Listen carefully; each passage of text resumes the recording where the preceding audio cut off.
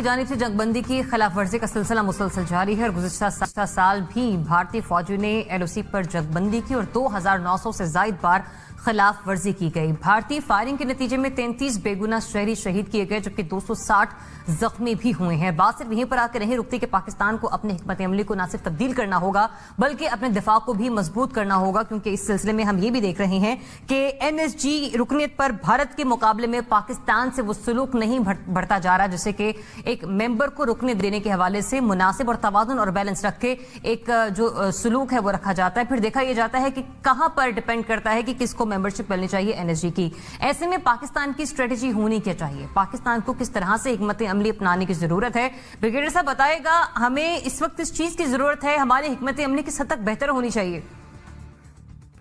देखिए, दो आपने बहुत अहम इश्यूज की तरफ इशारा किया है। पहली बात on going line of control पे जो फायरिंग हो रही है, और फायरिंग जो है वो जारी है उस वक्त से जिस वक्त नरेंद्र मोदी ने पहली टर्म में वजीर आजमशिप संभाली थी, और वो एक बाकायदा तौर पर एक फुल फ्लेज स्ट्रैटेजी का हिस्सा है। और वो स्ट्रैटेजी उन्होंने उसी वक्त डिस्क्राइब कर दी थी जिसको उन्होंने 2.5 फ्रंट वॉर का नाम उस जमाने में दिया था।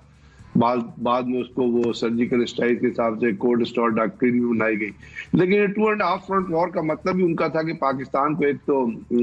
डायरेक्टली जो है पाकिस्तान की आर्मी को एंगेज करो, और दूसरा उसके ऊपर उसकी वजह से जो उनके ऊपर इकोनॉमिक प्रेशर आएगा। साफ जाहिर है, जब आपके यहाँ इंडिया फायर करता है, आप फायर बैक करते हैं, तो उसके ऊपर जो आपके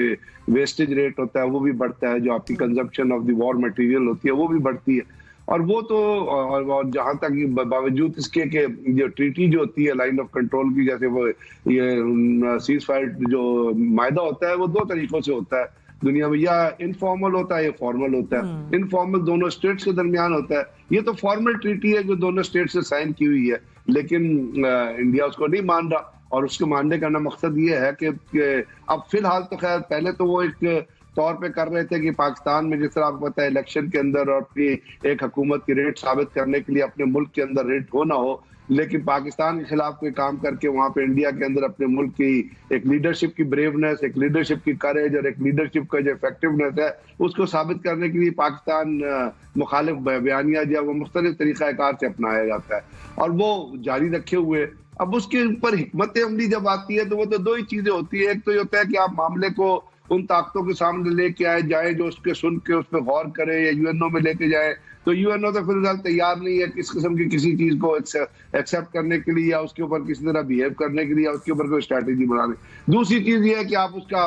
ऑपरेशनल रिस्पॉन्स जो होता है वो आप उसका ऑपरेशनल रिस्पॉन्स दें, और ऑपरेशनल रिस्पॉन्स पाकिस्तान आर्मी या पाकिस्तान रेंजर्स आपको पता है देती चली आ रही है, और इस तरह दे रही है कि अगर आप इंडिया के अखबार हिंदू या India.com उठा के पढ़े तो वो कहते हैं कि जी हमारे यहाँ इतने लोग मारे गए हैं, पाकिस्तान सिविलियंस पे फायर करता है। वो इसको दूसरी तरफ प्रोपेगेट करते हैं, हालांकि पाकिस्तान आर्मी की पॉलिसी है कि वो सिर्फ इंडियन जो पोस्टें हैं उनके ऊपर फायर करती है, क्योंकि cross the line of control कोई अपना 25 किलोमीटर ट्रांस फ्रंटियर जो है ज्यादातर इंडिया ने पाकिस्तान मुसलमान विलेजेस जो है वो रखे हुए, खास तौर पे जब आप अखनूर से ऊपर चले जाते हैं। जम्मू के कुछ इलाके में हिंदू विलेजेस आते हैं, लेकिन वहां पे लाइन ऑफ कंट्रोल पे फायर ही नहीं होता है ऊपर आपके राजौरी और अखनूर से ऊपर, तो वहां मुसलमान विलेजेस हैं, मुसलमान लोग रहते हैं, तो पाकिस्तान आर्मी उन गांवों पे फायर नहीं कर सकती है। ये कंपल्शन तो आप उनकी